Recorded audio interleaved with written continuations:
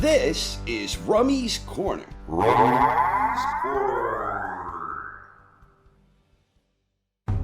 You have to feel a little for Joseph Parker. Prior to his fight against Fabio Wardley, short of Usyk himself, the undisputed world heavyweight champion, Parker had been on the best winning streak in the division.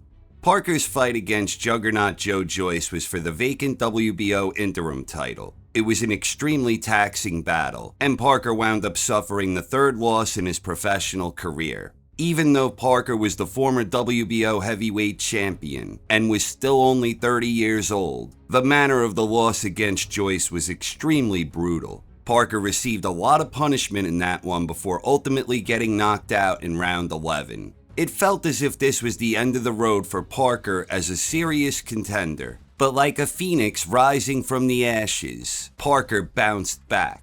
After winning 3 in a row, Parker was pitted against Deontay Wilder in a battle between former heavyweight champions, each of whom was trying to rebuild. At the time, however, this was widely viewed as a mere formality, where Parker was seen as a bit of a sacrificial lamb.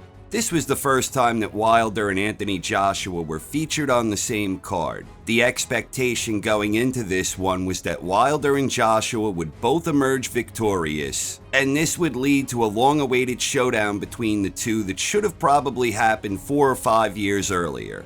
The fight itself wasn't exactly a classic, but Parker effectively neutralized Wilder's nuclear right throughout the contest.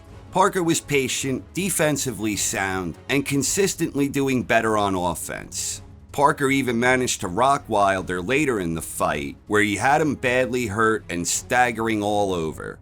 At the end of 12 rounds, Parker was awarded a lopsided 12-round unanimous decision. It was a virtual shutout performance against Wilder, who was still universally viewed as a top 5 heavyweight going into that one. Joseph Parker was back in business. In his very next fight, Parker squared off against the Chinese powerhouse, Big Bang Zhang, another top 5 heavyweight at that time. Zhang was the WBO interim champion, a distinction he earned after he stopped the very same juggernaut who had knocked Parker out. Zhang also brutally knocked Joyce out in their immediate rematch leading into the Parker fight, and Zhang's power was on display yet again against Parker. Parker got dropped hard in the 3rd round with a sharp left hand, and Parker was dropped again in round 8. But aside from suffering those 2 knockdowns, Parker was otherwise controlling the action in pretty much all of the other rounds in the fight. Parker was using a nice blend of subtle movement and efficient boxing, which enabled him to neutralize Zhang's big left while otherwise outworking him. At the end of 12 rounds, Parker was awarded a majority decision, where he had overcome adversity and earned a claim to the WBO interim title. After winning 5 in a row, including back-to-back victories against top 5 heavyweights, it looked as if Parker would finally get another chance to compete for a major world title. The stage was set for a big-time showdown, where Parker was scheduled to challenge IBF heavyweight champion Daniel Dubois. But just mere days before the fight, Dubois pulled out with illness and the fight was off.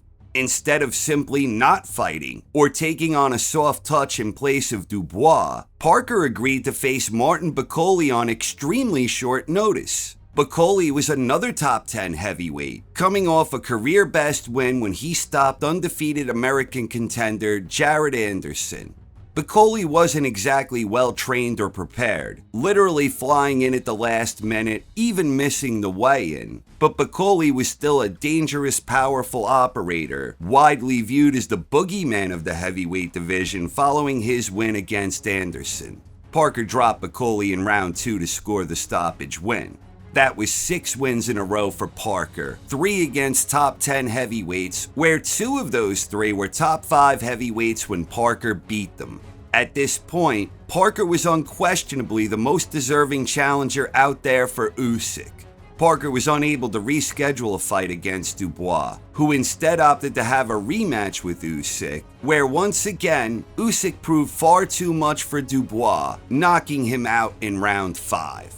Officially, that victory made Usyk a 2-time undisputed heavyweight champion, which was a mere technicality. But at this point, there was absolutely no one in the division who had done more to deserve the chance to challenge Usyk.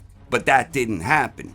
Once again, instead of sitting around waiting for his shot, or instead of taking on overmatched soft touches while waiting for his opportunity, Parker once again chose to stay active and challenge himself in a desire to prove he was the most deserving challenger out there.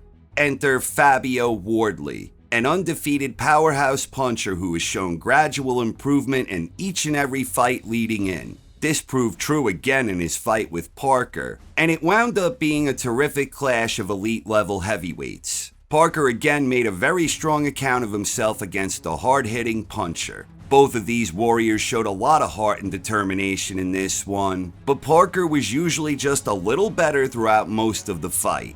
After 10 rounds of action, one judge had it even at 95 apiece, one had Parker up 96 to 94, and the other had Parker up 98 to 92. But Parker absorbed a lot of punishment late in round 10 when Wardley was really turning it up.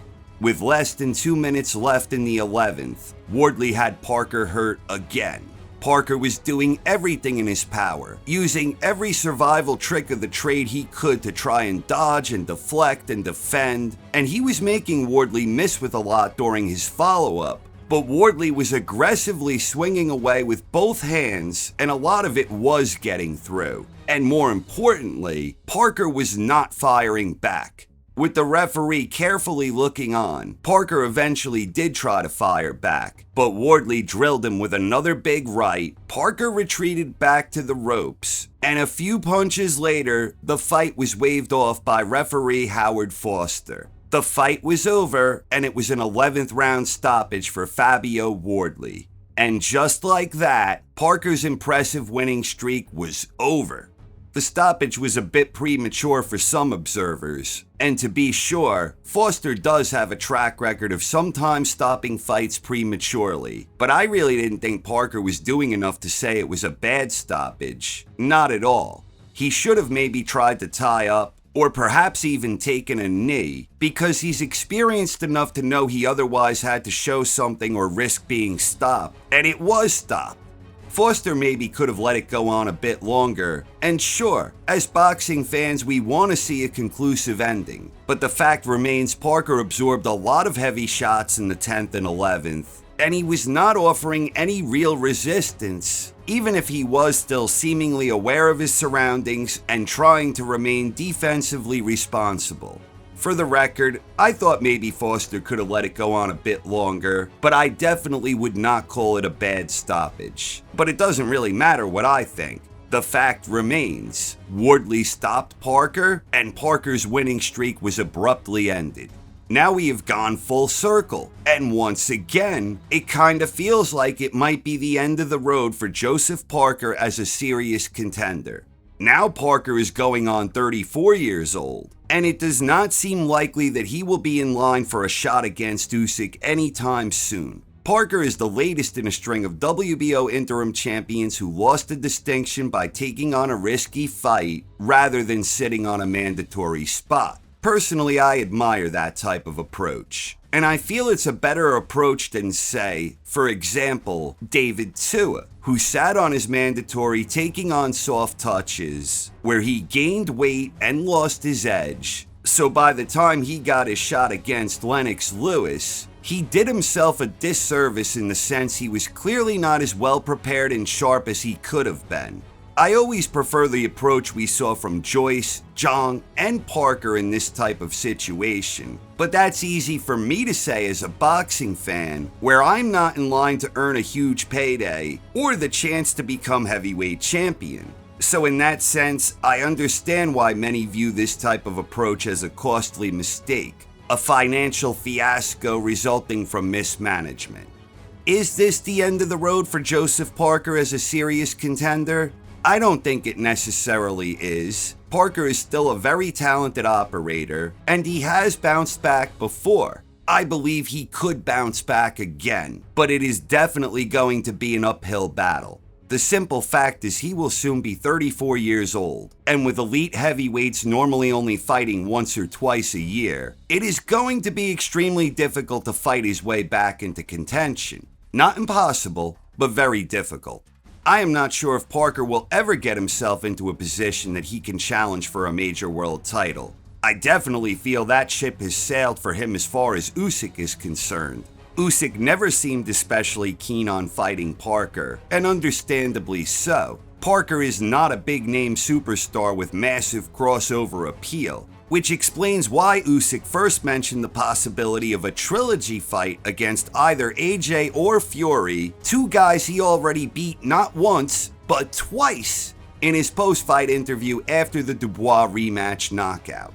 Parker is still young enough that he can maybe hang around, and if Usyk retires in the relatively near future, the titles may well splinter, and that could provide more avenues of opportunity for a championship fight. Parker has had mixed success at the elite level throughout his career, so even if he never gets another shot at a title, he can still go on to have a lucrative career as a top contender, where I have no doubt, none whatsoever, that he can certainly beat a lot of top guys currently competing at heavyweight. Whatever happens next, I'll be tuning in whenever Parker fights next. In a lot of ways, he's a throwback type of fighter, always willing to mix it up with other top fighters, where indeed, Parker has faced many of the best heavyweights from his generation.